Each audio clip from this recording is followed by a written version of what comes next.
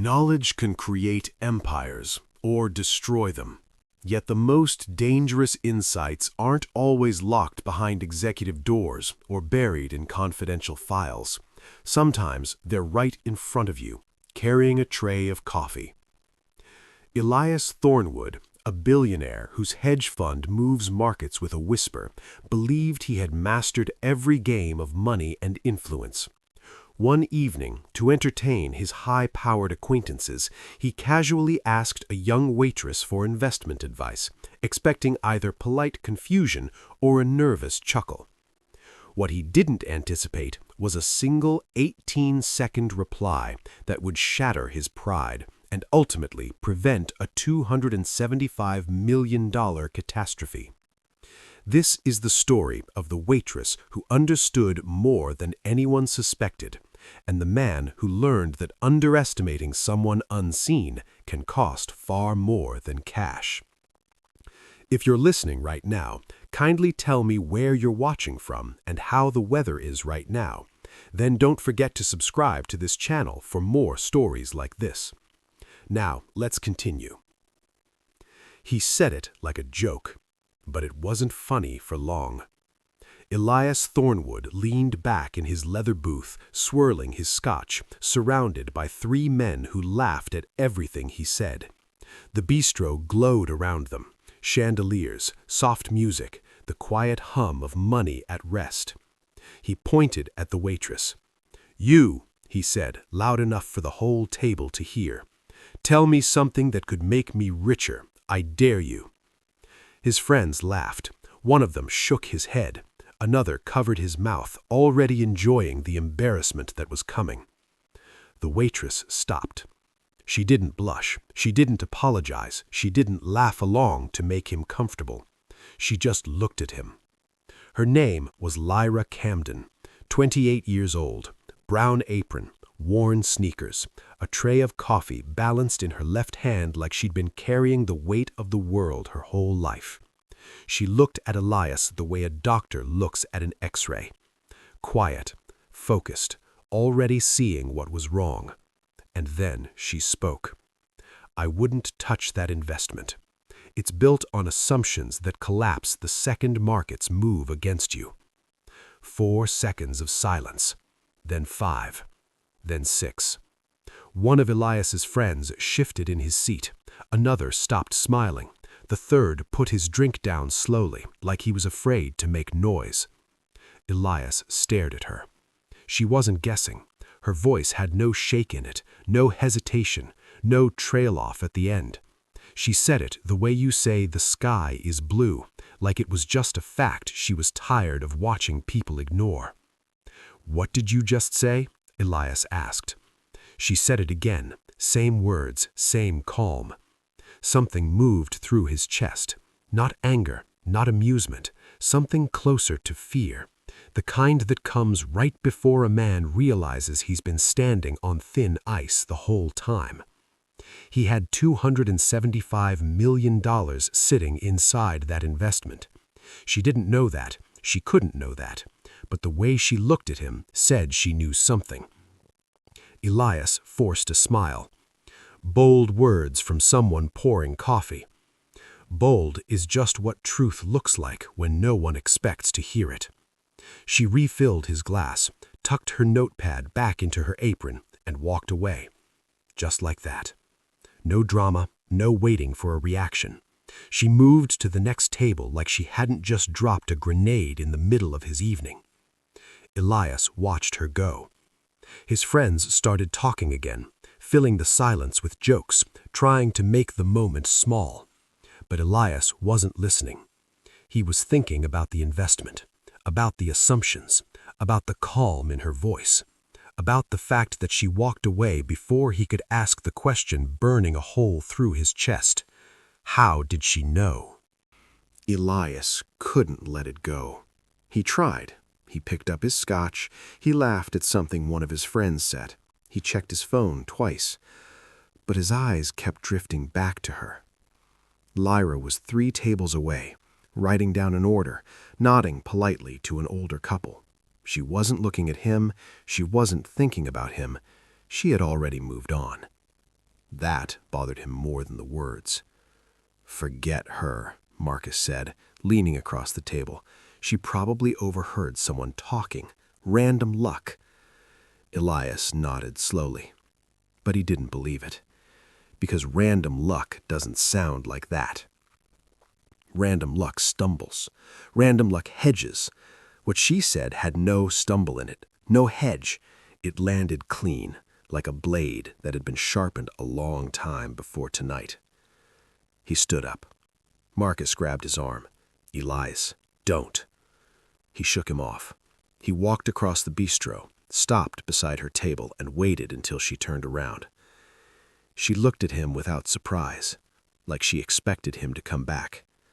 That alone unsettled him. "Who told you?" he asked, low voice, controlled, the voice he used in boardrooms when he wanted answers fast. "No one," she said. "That's not an answer. It's the only one I have." She tilted her head slightly. "I read filings. I track patterns. I watch how people react when numbers shift. You don't need a title to see what's happening under the surface." Elias studied her face, looking for a crack, a smirk, some sign that this was a game someone put her up to. There was nothing. Just calm. Deep, unbothered calm. "You read filings," he repeated. "SEC reports, quarterly earnings, derivative disclosures." She paused. The kind of things most people file away without reading. The temperature in his chest dropped. She just named the exact documents that contained the exposure he hadn't told anyone about. Not his partners, not his lawyers, not even Marcus. "Why are you still working here?" he asked. The question came out before he could stop it. Something shifted in her eyes, just for a second. Something old and tired and carefully contained. "That's a longer story," she said quietly. He wanted to push. He had 100 follow-up questions lined up and ready, but something in her tone closed the door on that conversation before he could walk through it. She said instead, "Markets move on assumptions. Those assumptions crack before anyone sees it coming. You're sitting on one right now." She picked up her tray. "Have a good night, Mr. Thornwood." He hadn't told her his name. He stood there in the middle of the bistro, surrounded by the soft noise of dinner conversations, completely still. She knew his name, which meant one thing. She had been watching him long before tonight. She knew his name. Elias sat in his car for 11 minutes without starting the engine. The bistro lights glowed through the windshield. People walked in and out, laughing, checking their phones, living normal lives.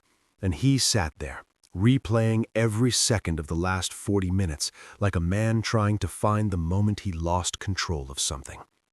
He pulled out his phone and opened the fund's internal dashboard. The numbers looked fine. They always looked fine on the surface. That was the whole problem with assumptions. They wore the face of certainty right until they didn't. He scrolled to the derivative position she had referenced. His stomach tightened. Not because it was obviously broken, but because the more he looked at it, really looked, the more he saw exactly what she described. A quiet fragility, hiding behind confident numbers. A structure that worked perfectly until one variable shifted. One variable. That was all it would take. He put the phone down. For the first time in a long time, Elias Thornwood felt something he hadn't felt since he was a broke 24-year-old staring at his first failed trade. Exposed. He went back the next morning. Not for breakfast. He didn't touch the menu. He sat in the same booth, ordered coffee he didn't drink, and waited. Lyra arrived at 7 sharp. Same apron, same worn sneakers. She saw him the moment she walked through the door and didn't miss a single step. She came to his table last. "You came back," she said, pulling out her notepad like she was going to take his order. "You knew my name," he said. "How long have you been watching me?" She looked at him steadily. Long enough to see the pattern. What pattern? Smart men who stop being curious, she said simply. You used to question everything, read everything. Now you trust the system you built and stop there. That's when the cracks start. The words hit differently than last night. Last night felt like a warning. This morning felt like a diagnosis. That investment, he said carefully. Walk me through what you see. She glanced around the bistro. Tables were filling up. Her manager was watching from across the room. I have 6 tables to cover. I'll pay for every table. She looked at him for a long moment. Something behind her eyes measured him. Not his money, not his status, but something harder to fake. His willingness to actually listen. She pulled out a chair and sat down across from him.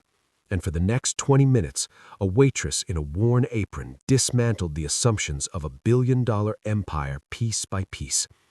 Elias didn't interrupt once, because somewhere in the 3rd minute he realized something that turned his blood cold. She wasn't just describing the problem.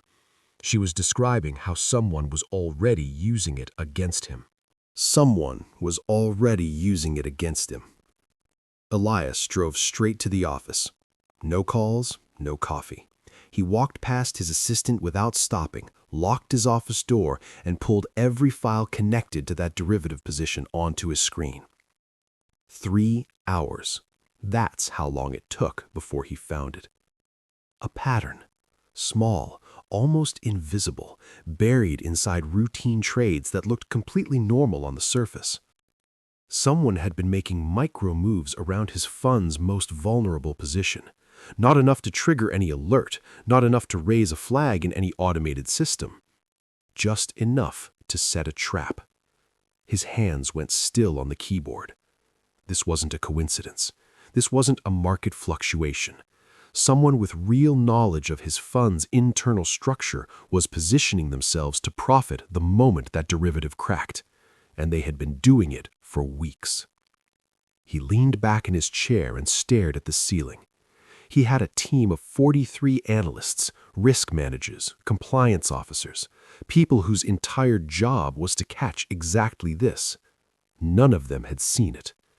A waitress saw it in 20 minutes. That thought didn't make him angry anymore. It made him feel something worse. The quiet, heavy shame of a man who realizes he built his confidence on the wrong foundation. He called her at noon. He didn't know how he got her number. He told himself he'd asked the bistro manager, but the truth was simpler and more unsettling. She had written it on the back of his receipt that morning without him asking. Like she knew he'd need it. There's someone moving against my fund, he said the moment she picked up. No greeting, no small talk. I know, she said. The 2 words landed like a punch. You know, he repeated. I've been watching the pattern for about 3 weeks. I wasn't sure until this morning. Your reaction confirmed it. Elias pressed his fingers to his forehead. My reaction. You came back, she said.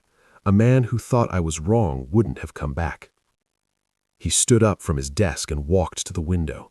40 floors below, the city moved like nothing was wrong. Taxis, pedestrians, normal life continuing without any idea that somewhere above it, an empire was quietly bleeding. I need you to help me find who's doing this, he said. Silence on the line. Not hesitation, something more deliberate than that. If I help you, you don't get to be in charge.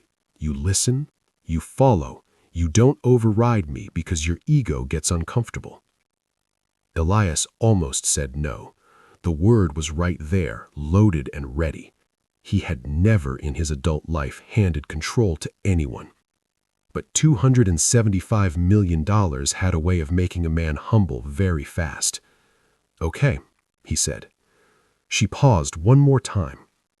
You should also know, she said quietly, that whoever is doing this is someone inside your building. Someone inside his building. Elias didn't sleep. He lay in bed, staring at the ceiling, while his mind ran through every face in that office.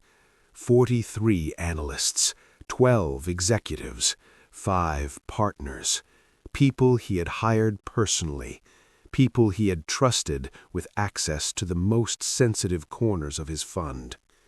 One of them was selling him out. He got up at 3 a.m. and sat at his home desk with a glass of water he never touched. He pulled personnel files, performance reviews, access logs.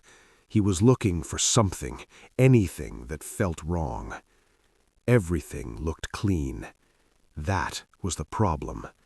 Whoever this was, they were good, patient, careful, the kind of person who understood that the best betrayal is the one that never looks like betrayal at all.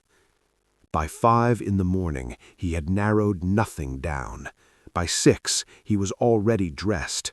By 6:45, he was sitting in the bistro parking lot, waiting for Lyra to arrive.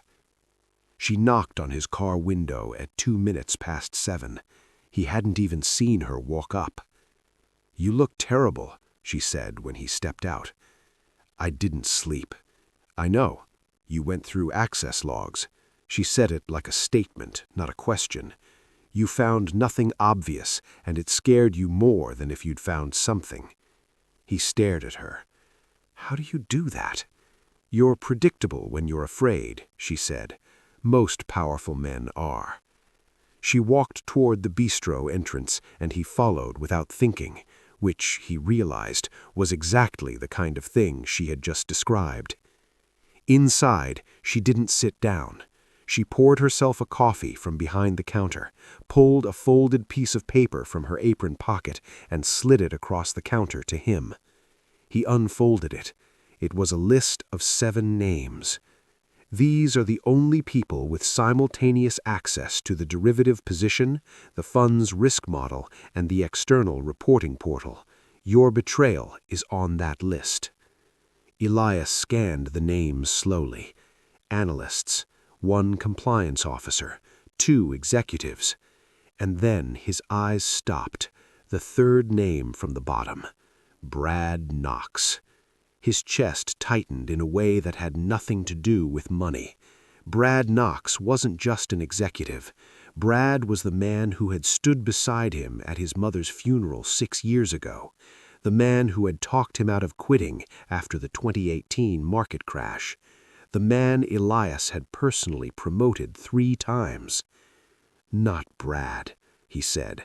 His voice came out quieter than he intended. Lyra watched him carefully. She didn't argue. She didn't push. She just let the silence do what silence does to a man who already knows the truth but isn't ready to say it out loud. "Run the access logs from the last 90 days, she said gently. "Focus on after-hours activity." He folded the paper slowly. He already knew what he was going to find.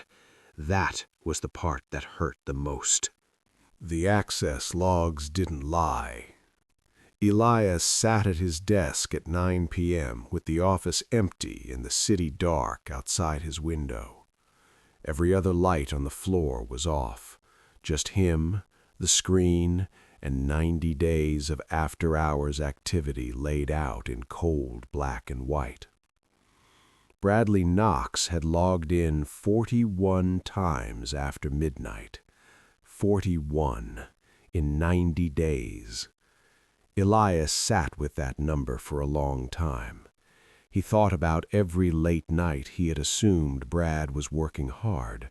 Every morning Brad had walked in early looking tired and dedicated. Every time Elias had pointed to him in meetings and said, "That man right there is someone you can trust."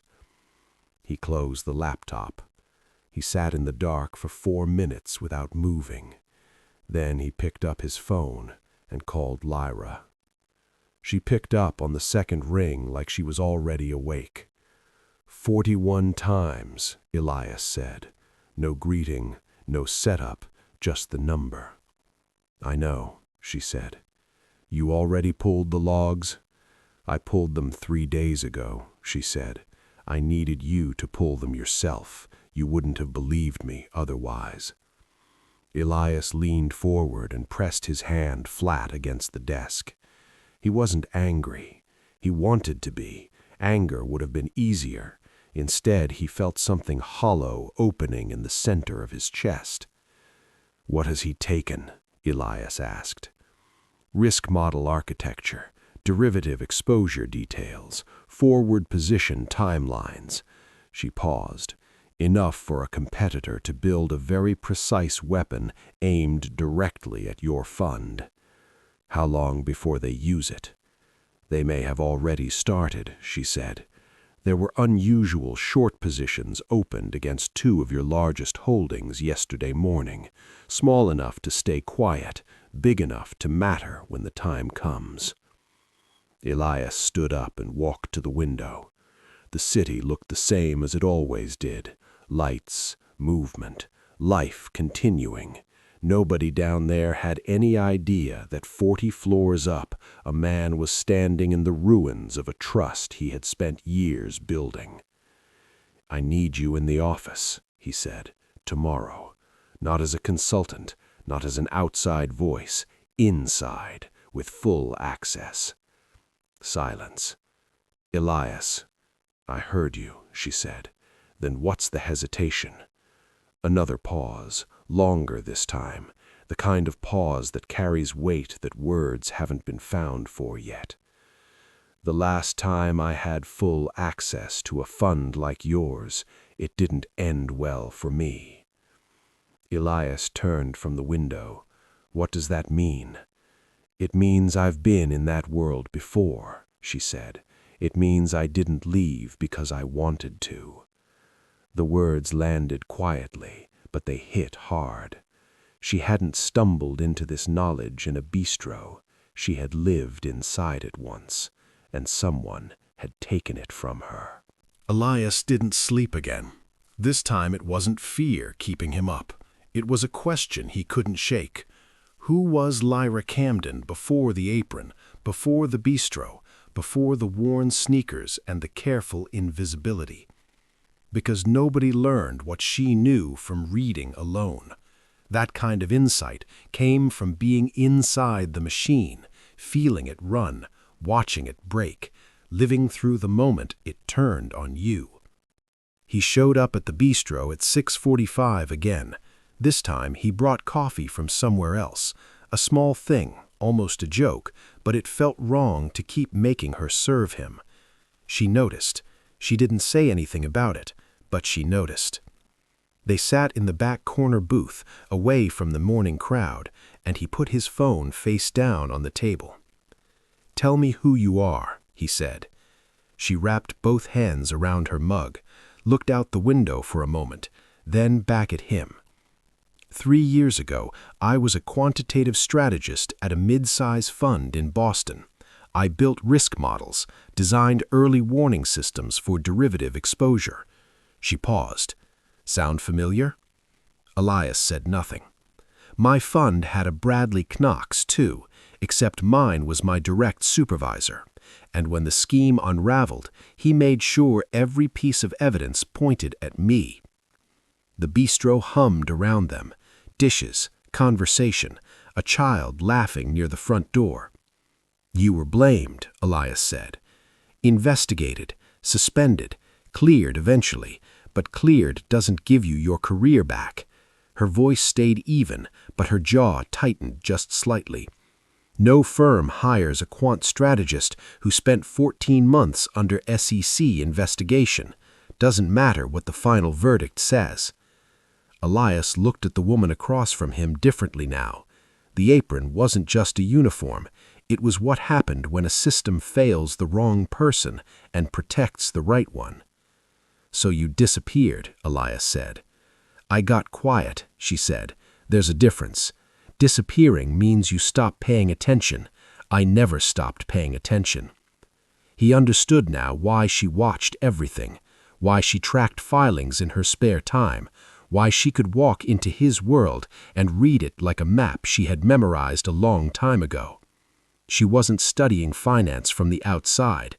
She was waiting for a chance to walk back in. "Come into the office today," he said again, "not as a favor to me, for what was taken from you." Her eyes held his for a long moment. "If I walk in there," she said carefully, "and someone recognizes me, this gets complicated in ways you're not ready for." Elias leaned forward. "Who would recognize you?" Lyra looked down at her coffee. The silence that followed lasted too long, and when she finally looked up, her expression said everything her words didn't. Someone in that building already knew exactly who she was. Elias drove to the office alone, trying to figure out who. He ran through every face again, every name, every person with enough history in the industry to have crossed paths with a quantitative strategist from Boston 3 years ago. The list was longer than he wanted it to be. He walked into the building at 8 sharp, smiled at the front desk, rode the elevator up, and acted like everything was normal. Because the moment whoever it was sensed something had changed, the trap would close faster than he could react. At 9, Lyra walked in. No apron, dark blazer, hair pulled back. She carried a slim laptop bag and walked through the lobby like she had done it 1,000 times before, which Elias now knew she had. He met her at the elevator without making a scene. "Anyone look at you?" he asked quietly. "2 people," she said. "Neither of them matters yet." Yet. He introduced her to the floor as a contracted risk consultant. No last name, no background details, just a consultant brought in for a short-term internal audit. Most people nodded and went back to their screens. Bradley Knox looked up from his desk across the floor, studied her for exactly 3 seconds, and looked back down. 3 seconds was too long. Lyra didn't react, didn't slow down, didn't look in Brad's direction even once. She walked straight to the workstation Elias had prepared and opened her laptop like she was already behind schedule. He sat beside her. "Brad clocked you," he said under his breath. "I know. He'll move tonight. People like him always accelerate when they feel the walls shifting." "How do you know the walls feel like they're shifting to him?" "Because I just walked in," she said simply, "and he knows what that means." She pulled up the fund's algorithm architecture on her screen and got to work.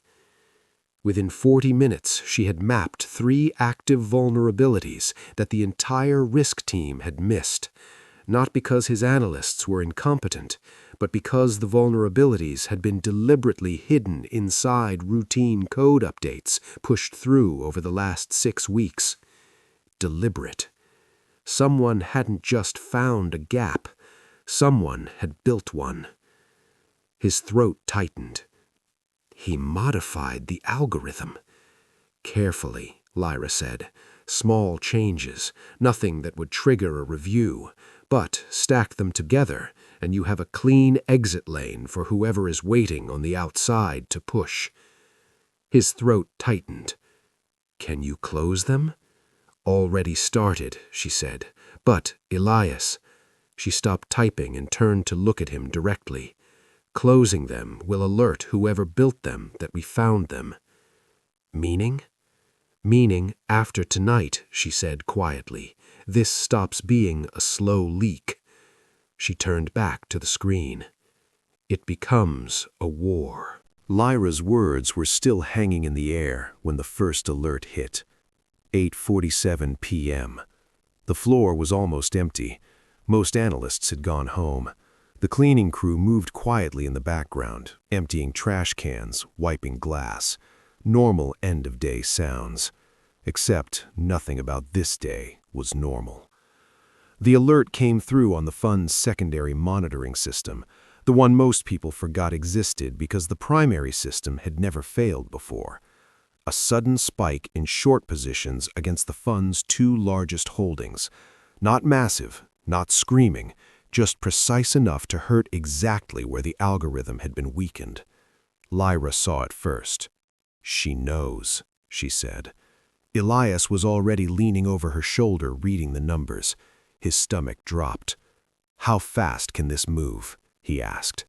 "If markets open tomorrow with this pressure plus the derivative exposure unresolved," she stopped, pulled up a second screen, ran the numbers in 12 seconds flat. "You lose $275 million before lunch." The number sat in the air between them like a physical thing. $275 million. Not a projection, not a worst-case scenario built for a board presentation. A real number, a real loss, the kind that makes the news, the kind that makes investors panic and pull out, the kind that doesn't just hurt a fund, it can end one. Elias straightened up, pressed both hands flat on the desk, breathed. "Tell me what to do," he said. 3 months ago, those words would have been impossible for him. 4 days ago, they would have been unthinkable. Tonight, they came out clean and without hesitation. Lyra was already moving. "Close the first 2 vulnerabilities now. I don't care that it tips them off anymore. We're past that." She was typing while she talked. "Then we need to manually override the 3 forward positions before the Asian markets open in," she checked the clock, 4 hours and 11 minutes. "I need 2 analysts I can trust completely, not who you think is smart, who you know is clean." Elias thought for exactly 5 seconds. Dana Park and Rowan Ellis. Call them now. Tell them nothing on the phone except to come in. He was already dialing. While he called, Lyra worked. Her fingers moved across the keyboard with a focus that was almost frightening. No wasted motion, no second guessing. Every command she entered was deliberate, surgical, and fast. Dana arrived in 22 minutes, Rowan in 30. Neither of them asked questions. They looked at Lyra, looked at the screens, and sat down. For the next 3 hours, the 4 of them fought a war that the rest of the world couldn't see. And at 1:13 a.m., the last position closed. The fund was stable. $275 million saved. Elias exhaled for what felt like the first time in days. But Lyra wasn't relieved. She was staring at something on her screen with an expression that made his blood run cold. "Elias," she said slowly, "Brad didn't work alone." Elias felt the room tilt. "Show me," he said. Lyra turned the screen toward him. She had pulled a thread, one small data transfer from 3 weeks ago, and followed it backwards through 6 layers of disguised routing until it landed somewhere that made no sense. Until it made every sense. The transfers hadn't just gone to a competitor fund, they had been routed through a shell account, a holding company with no public face and no obvious connection to anyone in the industry. Except Lyra had found the connection. It took her 11 minutes. "This holding company," she said, pointing to a name on the screen, "was incorporated 4 years ago in Delaware. 1 silent partner, no listed officers." She paused. "The registered agent is a law firm that handles incorporation work for exactly 3 clients." "Who were the other 2?" Elias asked. She looked at him steadily. "One is a real estate company with no relevance," she said. "The other," she stopped, gave him a half-second to prepare, even though no amount of preparation would help, "is a personal holding company registered under the name Victor Hale." The name hit Elias like cold water. Victor Hale was not a stranger. Victor Hale was not some faceless competitor operating from a distance. Victor Hale was the man who had mentored Elias 20 years ago, the man who had handed him his first real investment opportunity, the man who had sat at his table at Christmas dinner 3 years running. Elias stepped back from the screen. "That's not possible," he said. His voice came out flat and strange. "I know what it feels like to hear it," Lyra said quietly. He looked at her sharply. Something in her expression stopped him cold. It wasn't sympathy exactly, it was recognition, the specific kind that only comes from lived experience. "Victor Hale," Elias said slowly. "You've seen his name before?" She didn't answer right away. She closed 2 windows on her screen, straightened up, and turned to face him fully. Victor Hale was the supervisor I told you about, the one in Boston, the one who built the scheme and put my name on it. The entire office seemed to go silent. Dana and Rowan had both gone still at their stations, pretending not to listen, but listening to every word. Elias stared at her. "You knew," he said, not accusing, just processing. "When you walked into the bistro that night, you knew whose fund I ran?" "I knew," she said. "And the derivative position you warned me about?" Victor told Brad exactly where to build the gap, the same way he did it to me. Same pattern, same method, different fund. Elias sat down heavily in the nearest chair. He had invited her in to find the enemy, but she knew the enemy's name before any of this started, which meant one devastating question now sat between them. Had any of this been an accident at all? The question hung between them like smoke. Dana and Rowan quietly gathered their things and left without being asked. They understood without being told that what happened next wasn't meant for extra ears. Elias sat in the chair and looked at Lyra for a long time. She didn't look away, didn't fidget, didn't try to fill the silence with explanation. She just stood there and let him process it the way a person processes something that rearranges everything they thought they understood. "The bistro," he finally said, "that night, you being there, was not an accident," she said. He exhaled slowly through his nose. "How long had you been waiting?" 6 weeks, she said. "I tracked Victor's pattern after I got cleared. I knew he would run the same play again. He always does. I just needed to find the next fund he had his hands in." She paused. "That took time. When I found it was yours, I found out where you ate, where you went, what your routine looked like. You were watching me," he said. "I was protecting myself," she said. "There's a difference. I needed someone on the inside who had enough to lose to actually fight back, someone Victor hadn't fully captured yet."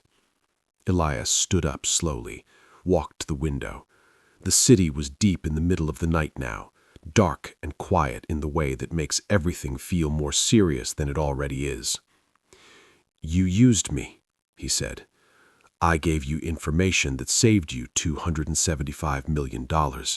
You can call that whatever you need to call it." He turned around.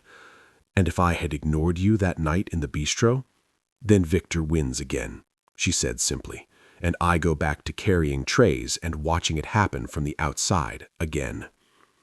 The rawness in that last word was the first crack he had ever seen in her composure. Just one word, just one syllable of exhaustion from a woman who'd spent 3 years being careful and controlled and invisible. It landed harder than anything else she had ever said to him. He walked back to the desk, sat down across from her. "Okay," he said. She looked at him carefully. "Okay, what?" "You want Victor. I want Victor. And now we both have what we need to go get him." He leaned forward. "But from this point forward, no more information you're holding back. Everything you know, I know. We move together or we don't move at all." Lyra studied him, really studied him, the way she had that first night in the bistro, measuring something deeper than words. Then she opened her laptop, pulled up a file she hadn't shown him yet, a file that was already built, already organized, already ready. She turned the screen toward him. "I've been building this case for 14 months, she said. Elias looked at the screen and felt the ground shift beneath everything Victor Hale had ever built. She had been building the case for 14 months. Elias scrolled through the file slowly. It wasn't just notes. It wasn't just suspicions written down by someone with a grudge and too much time.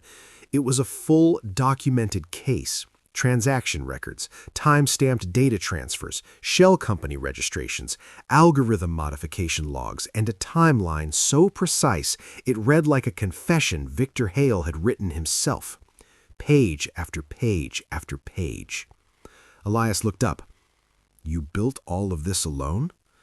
"Every night after my shift," she said. "My apartment has one table. Half of it is dishes. The other half has been this for 14 months. He looked back at the screen. Something moved through his chest that wasn't quite guilt, but was close enough to be uncomfortable. While he had been running a billion-dollar empire from a corner office with a view, this woman had been sitting at a half-cleared kitchen table every night, rebuilding her life one document at a time. "This is enough to go to the SEC," he said. "Almost," she said. "We need one more thing." "What?" "A live transaction," she said. "Everything in this file is historical. A good defense attorney picks it apart, calls it circumstantial, and Victor walks out of a hearing looking like a victim of overzealous investigation." She shook her head. "We need to catch him moving money in real time, while the scheme is active, while Brad is still feeding him data." Elias understood immediately. "We let Brad keep going."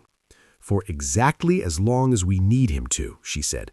"We don't close him down, we watch him. We document every transfer, and when Victor moves to execute the short squeeze he's been building toward," she paused, "we have everything." "And if something goes wrong while we're watching?" Elias asked. "If Brad moves faster than we expect, and the fund takes a hit before we can react?"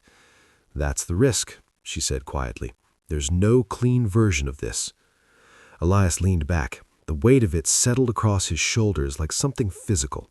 He wasn't just deciding whether to trust a strategy, he was deciding whether to leave a known threat active inside his own building, whether to watch a man he had considered a brother continue betraying him, on purpose, with full knowledge, because the endgame required it. "How long do we need?" Elias asked. 3 days, maybe 4. "And you're certain Victor moves within that window?" "She has to," she said. "His short positions he's built start losing value after day 5. He either executes or he eats the loss himself." She looked at Elias steadily. "Victor Hale has never once eaten a loss himself." Elias nodded slowly. "All right, 3 days." He looked back at the file on the screen, all 14 months of it. Then a thought hit him, quiet but devastating. "Lyra, this file, Victor's pattern, the way you know exactly how he thinks." He looked up at her. "How deep did he hurt you?" "How deep did he hurt you?" Lyra didn't answer right away. She closed the file on her screen, stood up, walked to the window where Elias had stood an hour earlier, and looked out at the same dark city. When she spoke, her voice was steady, but it was the kind of steady that takes years to build. "I had a daughter," she said. The office went completely silent. "She was 4 when the investigation started," Lyra continued. "My husband, at the time, he believed the headlines, not me, the headlines." She paused. "He took her to his mother's house in Portland while things got sorted out. That was his phrase, while things get sorted out." Elias didn't move. "Things took 14 months to get sorted out," she said. "By then he had filed for divorce and established residency. The court looked at my employment record, suspended, investigated, no income, and looked at his, stable, clean, established." She turned from the window. "I get every other weekend, if I drive to Portland." The words landed one at a time like stones dropping into still water. Elias thought about the worn sneakers, the bistro apron, the half-cleared kitchen table with 14 months of case files on one side. He had spent 4 days being impressed by her brilliance. He hadn't once stopped to ask what her brilliance had cost her. "Her name is Cora," she said. "She calls me on Tuesdays because I asked her to, and she's kind enough to remember." She sat back down, opened a different window on her screen. Back to work, just like that. The way people work when work is the only thing that still belongs completely to them. "Victor didn't just take my career," she said without looking up. He took the version of my life where I was present for my daughter growing up, where I was someone she could point to and say, "That's my mom, she's brilliant, she built things." Her jaw tightened. Instead, I'm the mom she visits every other weekend who lives in a small apartment and works at a bistro. Elias sat forward. "After this is over, don't," she said quietly. "Don't promise me things based on how this ends. I've had enough of people deciding my future for me." He closed his mouth. She was right, and he knew it. They worked in silence for the next 2 hours. Lyra mapped every anticipated move Victor would make over the next 3 days. Entry points, exit strategies, the precise moment the live transaction would be undeniable. It was extraordinary work, the kind that deserved a corner office and a team and a title on a glass door. Instead, it was happening at midnight in a building she walked into through a side entrance so fewer people would see her face. At 2 a.m., her phone buzzed. She looked at the screen.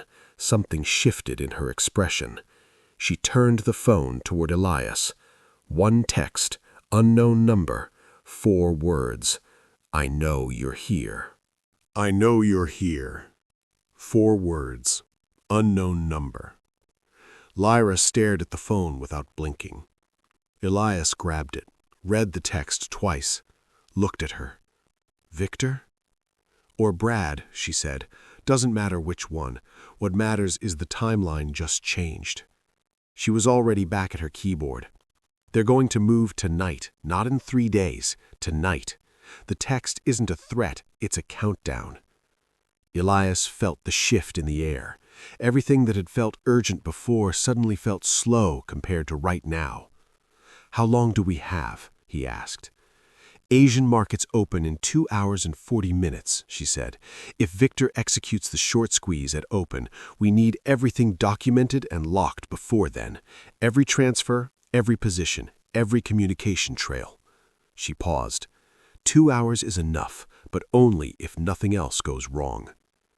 Something went wrong in 4 minutes. Elias's phone rang. Unknown number. He answered on instinct. "You should send her home." The voice was calm, older, polished in the way that money polishes people over decades. "Whatever she told you, whatever files she showed you, it's the work of a bitter woman who couldn't accept accountability for her own failures." Victor Hale. Calling him directly at 2 a.m. Elias kept his voice flat. "I don't know what you're talking about." "Of course you do, Elias. I taught you everything, including how to sound convincing when you're lying." A pause. "Send her home, walk away from whatever she's built, and I'll make sure your fund survives the week intact." "Is that a threat?" "It's a courtesy. The last one I'll offer." The line went dead. Elias lowered the phone. Lyra was watching him. She had heard enough. "He's trying to stop the clock, keep you second-guessing long enough for him to execute and disappear. He said he'd leave the fund intact if I walk away." "He's lying. Victor doesn't leave things intact. He leaves them empty and moves on." Her voice didn't shake, but her eyes were fierce. "He did it to me. He'll do it to you. The only difference is you still have a chance to stop it." Elias set the phone face down on the desk. "Keep working," he said. She was already typing. For 90 minutes they didn't speak unless it was necessary. Every minute that passed without a system alert felt like borrowed time. Every notification made Elias's chest tighten before he confirmed it was nothing. At 4:09 a.m., Lyra sat back suddenly. "He moved," she said. Elias leaned in. The transaction was live on the screen. Real money, real time. Victor Hale's shell company pushing capital into a coordinated short position, exactly as predicted, exactly documented, exactly needed. "We have him," Elias said. Lyra didn't celebrate. Her eyes were fixed on something else on the screen. "Elias," she said carefully, "look at the account the money came from."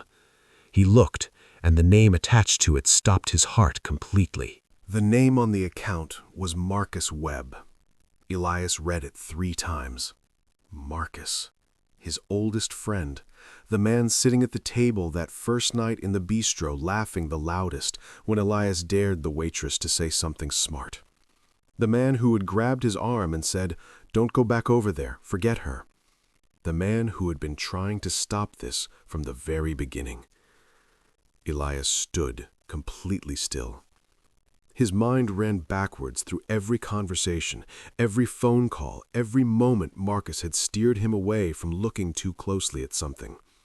The times he had called checking in, and Elias had assumed it was friendship. It wasn't friendship, it was surveillance. "Marcus has been Victor's inside line to you," Lyra said quietly. "Not Brad. Brad was the technical piece. He modified the algorithm, moved the data, but Marcus was the one feeding Victor your decisions, your doubts, your plans." "How long?" Elias asked. His voice came out hollow. Based on the transaction history, she paused, not for effect, because she understood what the answer was going to do to him. "At least 4 years." 4 years. Elias walked to the window, pressed one hand flat against the cold glass. 4 years of dinners, 4 years of advice, 4 years of Marcus sitting across from him at tables and in boardrooms and at his mother's funeral and reporting back to Victor Hale every single time. "He was at my mother's funeral," Elias said. Lyra said nothing. There was nothing to say. He stood at that window for 90 seconds. She gave him every one of them. Then he turned around. His face had changed. The shock was still there, but something harder had moved in behind it, something focused and cold and completely decided. "What do we need to finish this?" he asked. "The transaction on screen is live," she said. "I've already started the capture sequence. In 11 minutes, we have a fully documented real-time record of market manipulation, coordinated fraud, and securities violations across 3 jurisdictions." She looked at him. "That's Victor, that's Brad, and now that's Marcus." 11 minutes, he repeated. 11 minutes, she confirmed. They watched the screen together in silence. Every second felt physical. Every number that moved felt like a step closer to something that had been a long time coming for both of them. At minute 7, Elias's phone buzzed. Marcus, calling. Elias looked at the screen, looked at Lyra. She nodded once. He answered, put it on speaker, said nothing. Marcus spoke first. "Hey, just checking in on you. Heard you've had a rough few days." The casual warmth in his voice was flawless. 4 years of practice will do that. "I'm okay," Elias said evenly. "Just finishing something up." "Good, good. Call me tomorrow, yeah?" "Yeah, I'll call you tomorrow." The line went quiet. Lyra looked at the capture sequence. 4 minutes remaining. Then her eyes snapped to something on the secondary screen, and her face went pale. "He's not waiting. Victor just triggered the squeeze, right now, before we finish capturing." Victor triggered the squeeze early. Lyra's fingers were already moving. "How much time do we have?" Elias asked. 3 minutes before the capture sequence breaks, she said. "If the squeeze executes before we finish, the transaction data fragments. We lose the clean record. Victor's attorneys turned it into noise and we're back to nothing." 3 minutes. Elias grabbed the secondary keyboard. "Tell me what to do." "Hold the 2 main positions manually. Override the automated response system, otherwise it reacts to the squeeze and the algorithm starts unwinding everything we locked." She didn't look up. "You have to hold it steady by hand while I finish the capture." "If I hold it manually and the squeeze hits full force." "We absorb the hit," she said. "Yes." "How much?" 30, maybe 40 million in the next 3 minutes. Elias didn't hesitate. He started typing. This was the moment. Not the late nights, not the strategy sessions, not even finding Marcus's name on that account. This was where everything either held together or came apart. A billionaire manually absorbing a $40 million hit with his own hands to protect a case built by a woman the world had thrown away. The screens flickered. The squeeze hit like a wave, sharp, aggressive, exactly as precise as something Victor Hale would engineer. Elias felt it move through the numbers like a physical force. His jaw tightened. He held the positions. Every instinct he had trained over 20 years told him to let the automated system respond. He ignored every instinct. He held. Lyra worked without looking up. Her face was completely still. The kind of still that exists on the other side of panic, where everything gets quiet because the stakes are too high for noise. 90 seconds remaining on the capture sequence. The fund absorbed another 12 million in losses. Elias held. 60 seconds. His phone lit up on the desk. Marcus again. Then Brad's extension from somewhere inside the building. Then an unknown number that was almost certainly Victor watching his squeeze land and waiting for the automated response that never came. Nobody answered anything. 30 seconds. Lyra's hands went still on the keyboard. She looked at the screen. Looked at Elias. "It's done," she said. The capture sequence completed at 4:22 a.m. Every transaction, every coordinated move, every shell account and routed payment and algorithm modification, documented, time-stamped, legally captured in real time across 3 jurisdictions. Victor Hale had just handed them everything. Elias slowly released the manual override. The automated system rushed back in, stabilizing what remained. The losses were real, $38 million in 3 minutes, significant, painful, and completely worth it. He leaned back in his chair and exhaled. Lyra saved the final file, encrypted it, and sent a copy to 3 separate secure locations simultaneously. Then she did something Elias had never seen her do before. She put her face in her hands, not crying, just still, the way a person gets when something they have carried all alone for a very long time has finally been set down. He didn't say anything. He just sat with her in the silence, until her phone buzzed. She lifted her head and looked at the screen. It was a Portland area code. Her ex-husband, at 4 a.m. A Portland area code. At 4 a.m. Lyra stared at the phone like it was something that might bite her. Elias watched her face change in a way he hadn't seen before. Every other threat tonight she had met with stillness and focus. This was different. This was the one kind of danger that 14 months of case files and documented transactions couldn't protect her from. She answered. "Lyra?" Her ex-husband's voice came through tight and clipped. "I need to talk to you about Cora." Her whole body went rigid. "What happened? Is she hurt?" "She's fine," he said quickly. "She's fine. But she had a nightmare tonight, a bad one. She woke up screaming, and I couldn't settle her down, and she kept asking for you." A pause. "She kept saying she wanted her mom." The office was completely silent. Lyra closed her eyes for exactly 3 seconds. When she opened them, they were dry and steady, but something behind them had shifted. Something that had nothing to do with Victor Hale or Bradley Knox or $38 million or any of it. "Put her on," Lyra said. A shuffling sound, small footsteps, then a tiny voice, rough from crying and thick with sleep. "Mama?"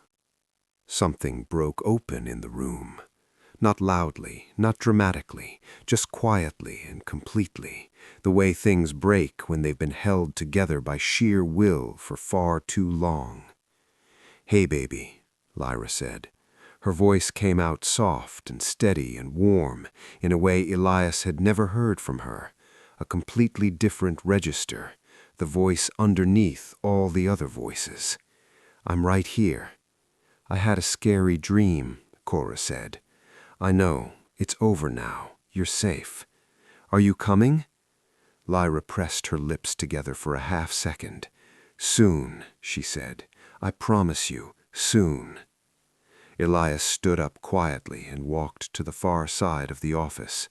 Not far enough not to hear, but far enough to give her the only privacy the room allowed.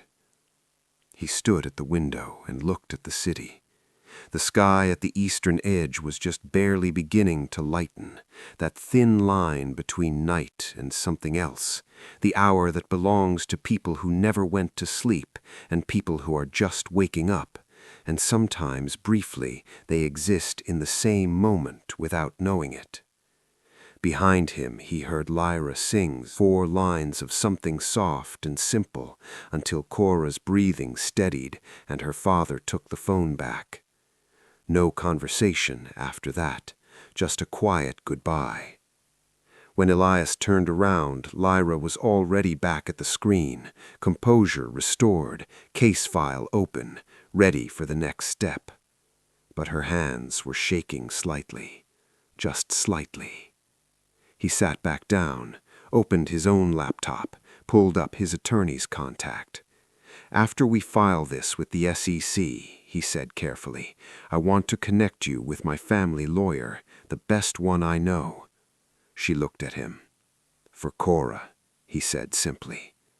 Lyra looked back at her screen, but this time she didn't tell him not to make promises.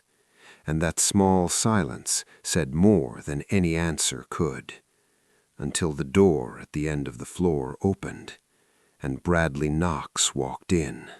Bradley Knox walked in like he owned the floor. Jacket on at 4 a.m., hair neat, the practiced calm of a man who had rehearsed this moment. He stopped when he saw Lyra. 3 seconds, same as the first day she walked in. But this time, there was no pretending it was casual. His eyes moved from her face to the screens to Elias and back again, reading the room the way guilty people read rooms, fast and desperate and already calculating exits. "Brad," Elias said, quiet, controlled. "I saw the lights on," Brad said. His voice was smooth, but his jaw was tight. "I care about this fund," Brad said. The words came out rehearsed and hollow. Nobody spoke.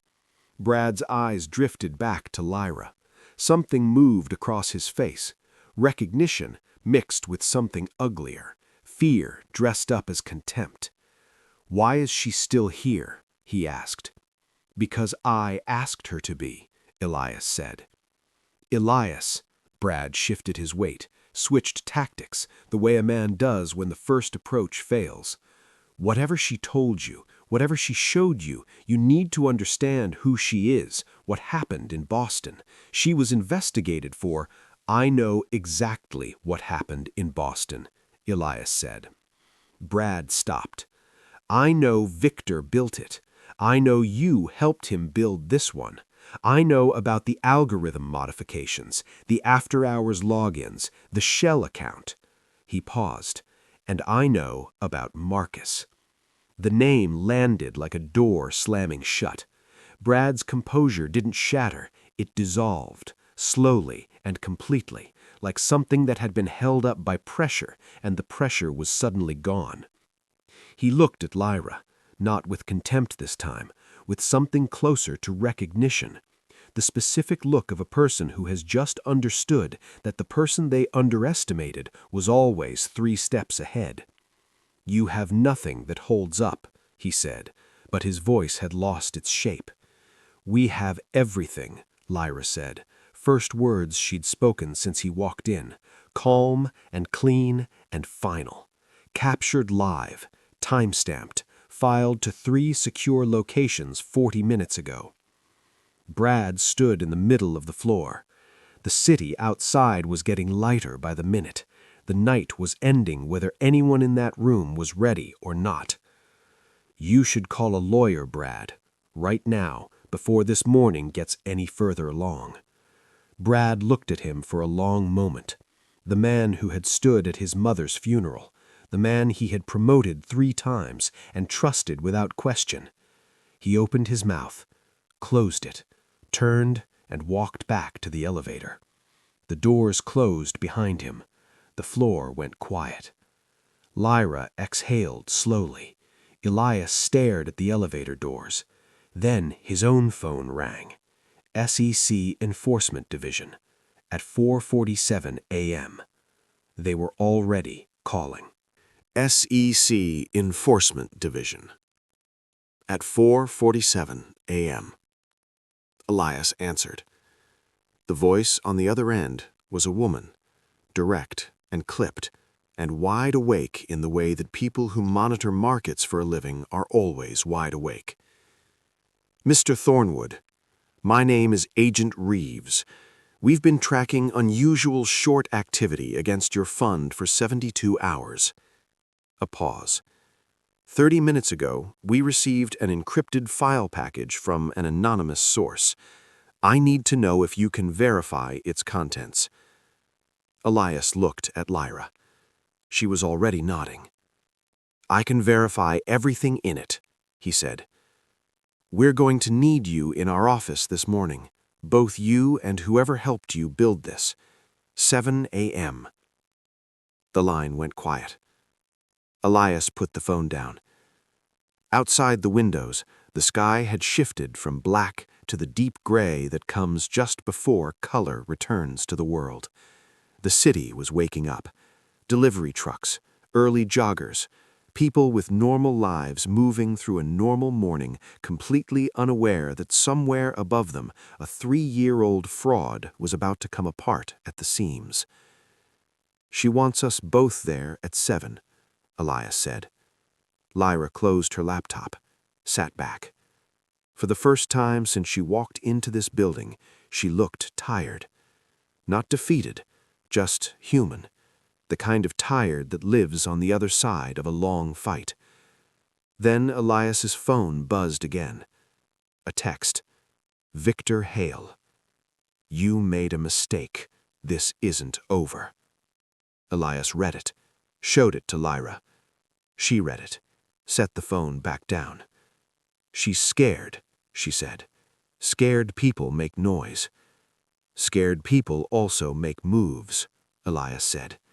If Victor thinks he's already caught, he has nothing left to lose. That makes him dangerous in a way he wasn't before. She looked at him carefully. What are you thinking? I'm thinking about the 72 hours between now and when the SEC can freeze his assets.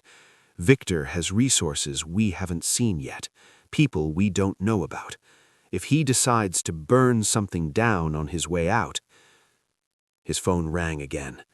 Different number. Unknown. He answered. Breathing. Then a voice he didn't recognize. Low and male and careful. You don't know me, but I work for Victor Hale, and I need you to know something before 7 o'clock. Elias straightened, locked eyes with Lyra across the desk. I'm listening. Victor isn't running. He's not scared. That text he sent you, that was a distraction. A pause. Right now, he's in a meeting with 2 members of the SEC Oversight Committee, people he's had in his pocket for 6 years. The floor shifted beneath everything. He's not trying to escape the investigation, the voice said. He's trying to become it. Victor was trying to become the investigation. Elias kept the unknown caller on the line. Who are you? He asked. Someone who watched him do this before, the voice said. Someone who stayed quiet too long. A pause. I'm not staying quiet this time. Why now? Because she's in that building with you, the voice said, and she deserves to finally win one. The line went dead. Elias lowered the phone slowly. Lyra was watching him. She had heard enough. Her face was unreadable, but her eyes were working, processing, calculating, already 3 moves ahead. He has people inside the SEC, she said, not a question. 2 committee members, Elias said. If they get to Agent Reeves before we do, our file gets buried. Victor walks in as a cooperating witness instead of a suspect, and suddenly we're the ones being investigated. Lyra stood up. Then we don't go at 7. We go now. They left the building at 5:12 in the morning. No security detail, no lawyers, just 2 people in a car moving through empty streets with an encrypted file and 14 months of truth. Elias drove. Lyra sat in the passenger seat with her laptop open the entire ride, adding a final layer to the documentation, the caller's information, the timeline of Victor's SEC connections, every thread tied to every other thread until the whole picture was undeniable. They walked into the federal building at 5:47. Agent Reeves met them in the lobby in person, jacket on, coffee in hand, the look of a woman who had been awake all night and was used to it. She looked at Lyra first. "You sent the file," she said. "I built it," Lyra said. Something shifted in Reeves' expression. Respect, clean and immediate, the kind that doesn't need context. They sat in a conference room for 2 hours. Lyra walked Reeves through every layer of documentation, every transaction, every name, every connection. She answered every question without notes because she had been carrying it all in her head for 14 months. At 7:53 a.m., Victor Hale was taken into federal custody outside a breakfast meeting 2 blocks from the SEC building. Bradley Knox surrendered to authorities at 9. Marcus Webb's attorney called the SEC at 10:41 to negotiate cooperation. Elias sat in the federal building lobby and watched it all unfold on his phone, each notification landing like something being set right that had been wrong for a long time. Lyra sat beside him, saying nothing. At 11:30, she got a call from her family attorney. Elias had called him at 6 a.m. before they left the office. She stepped away to take it privately. She came back 8 minutes later and sat down. "He thinks I have a strong case," she said quietly, "for more time with Cora." Elias nodded. They sat in silence for a moment. "You know what the worst part of all of this was?" Lyra said. "What?" "Nobody in that bistro that night thought I was worth listening to. Not even you. Not at first." Elias looked at her. "I know," he said. "That was the most expensive mistake I almost made."